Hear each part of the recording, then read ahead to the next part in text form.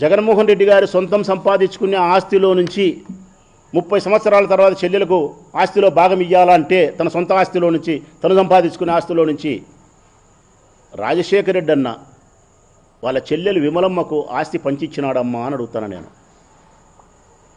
రాజశేఖర రెడ్డి అన్న ఒక చెల్లెలుంది విమలమ్మ, పంచిచ్చినాడా భాగం, సగభాగం? లేదు.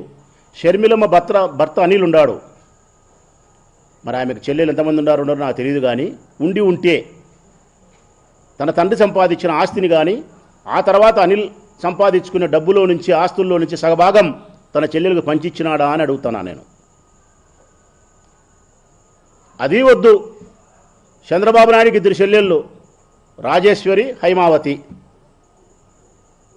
ఈరోజు నీ కూతురు, నీ మరిది కూతురు ఎవరినైతే అన్నా న్యాయం చేయని చంద్రబాబు నాయుడు పోయి అడిగిందో, మా అన్న నాకు అన్యాయం చేస్తున్నాడు, నువ్వు న్యాయం చెయ్యన్నా అని చంద్రబాబు నాయుడు పోయి అడిగిందో, ఆ అన్న చంద్రబాబు నాయుడు అన్న 2 ఉన్నారు చెల్లెళ్ళు, రాజేశ్వరి, హైమావతి. అక్క ఒకరు, చెల్లెలు ఒకరు. ఇచ్చినాడమ్మా. తన తండ్రి ఆస్తి 2 ఎకరాలలో ముక్కాలు ఎకరా పంచుకున్నారా? లేకుంటే ఇప్పుడు 930 కోట్లు అఫిడవిట్లో చూపించినాడు, 1,00,000 కోట్లు ఉందని చెప్పి మీడియా ముందు చెప్పినాడు ఆయన. 1,00,000 కోట్లు ఆస్తి ఉంది, నాకేముంది, అన్యాయం చేయనీకి అన్నాడు, అవినీతి చేయనీకి చంద్రబాబు నాయుడు. ఈ 1,00,000 కోట్లలో హైమావతి గారికి, రాజేశ్వరి గారికి సగభాగం ఆస్తులు పంచినాడా? లోకేష్ పంచినాడా? లోక విరుద్ధమైనటువంటి అభిప్రాయాలను తీసుకొచ్చి జగన్మోహన్ రెడ్డి గారి మీద రుద్ది ఆయన వ్యక్తిత్వాన్ని హననం శత్రువులు చేసినారు. ఇప్పుడు ఇంట్లో వాళ్ళే వేస్తున్నారు. ఎక్కడో లేరు తల్లి, శత్రువులు ఎక్కడో లేరు. సినిమాలో త్రివిక్రమ్ సినిమాలో ఎవడు చెప్పిన డైలాగ్ చెప్పినట్టు ఎక్కడో లేరు. మన ఇళ్లల్లోనే చెల్లెళ్ళ రూపంలో తిరుగుతున్నారన్నారు. ఇప్పుడు చెల్లెళ్ళ రూపం అయిపోయి అనలేకపోతానా నేను. అమ్మగారి రూపంలో కూడా నా తల్లి పగబట్టినారే జగన్మోహన్ రెడ్డి గారి మీద. కాంగ్రెస్ పార్టీ పగబట్టింది, జనసేన పార్టీ పగబట్టింది, తెలుగుదేశం పార్టీ పగబట్టింది, ఢిల్లీలో ఉండే పెద్దలు పగబట్టినారు, ఇంట్లో ఉండే చెల్లెలు పగబట్టింది, అమ్మ ఆదరణ కరువైంది. మేము తప్ప ఎవరుండారు తల్లింగా? మేము ఒక్కరమేమ్మా ఉండేది. ఇంకా ప్రజలు, మేము, ఆ పైనుండే దేవుడు ఉండాడు. మీరు చెప్పినారు కదా దేవునికి అన్నీ తెలుసని. ఎస్, దేవునికి అన్నీ తెలుసు. దేవుని యొక్క న్యాయమే న్యాయం అన్నారు మీరు మీ ప్రకటనలో. ఇంకొక మాట కూడా నేను ప్రజలకు చెప్తా ఉన్నా. ఇది స్పష్టంగా మీకు అర్థం చేసుకోగలిగితే టోటల్ ఈ సమస్య అంతటికి మీకు అర్థమైపోతుంది. రాజశేఖర రెడ్డి ఆస్తులు పంచినాడా, పంచలేదా? ఒక్కటే లాజిక్ మీరు బాగా అర్థం చేసుకోండి ప్రజలారా. దీనికి సమాధానం కూడా చెప్పాలా. గౌరవనీయులైనటువంటి మాతృ సమానులైన విజయమ్మ గారు ఆస్తులు పంచినారు రాజశేఖర రెడ్డి గారు 2009లో. అయిపోయింది. ఎవరి వ్యాపారాలు వాళ్ళయి. కేసులో ఆయన ముద్దాయి చేసినారు జగన్మోహన్ రెడ్డి గారిని, తప్పుడు కేసు పెట్టి. ఈడీ అటాచ్మెంట్ ఇచ్చింది. ఆస్తులు ఏదే కానీ అమ్మడానికి కానీ బదలాయింపు ఏమీ లేదు, కేసు తగ్గేంత వరకు ఆస్తులు అట్నే ఉండాలని చేసింది.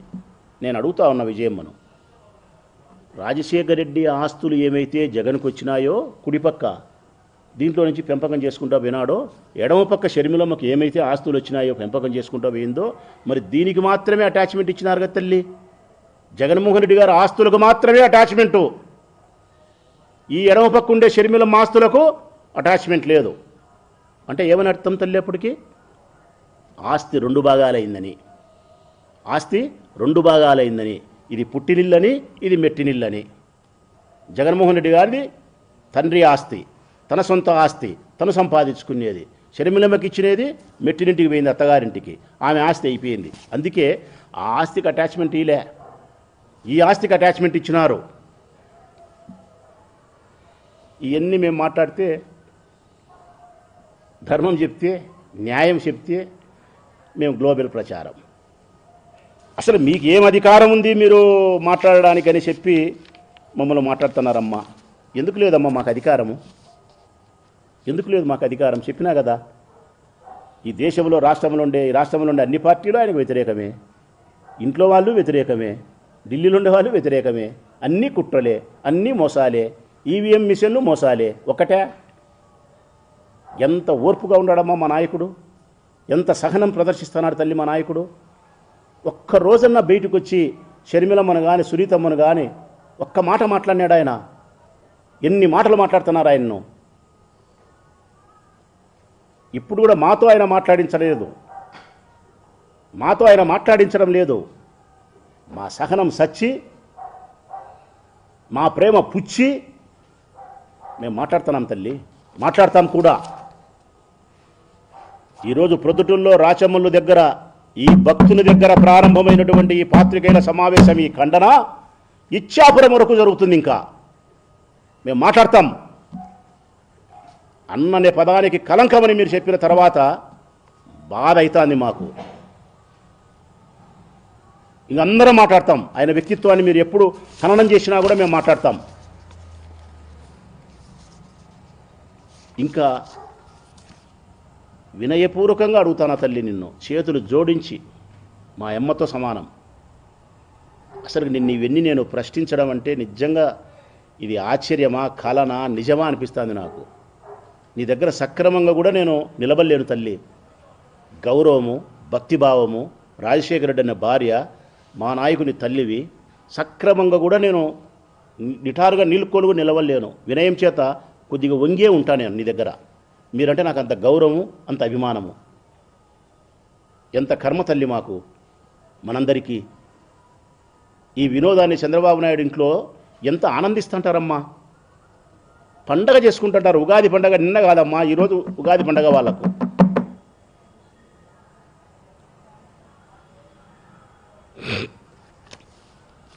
ఒక్కటి నేను మిమ్మల్ని అడగదలుచుకునేది ఏంటంటే,